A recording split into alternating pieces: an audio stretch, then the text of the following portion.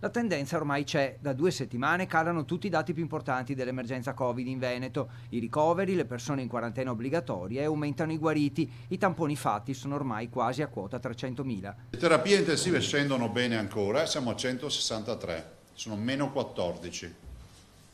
Quindi calano i ricoverati e calano le terapie intensive.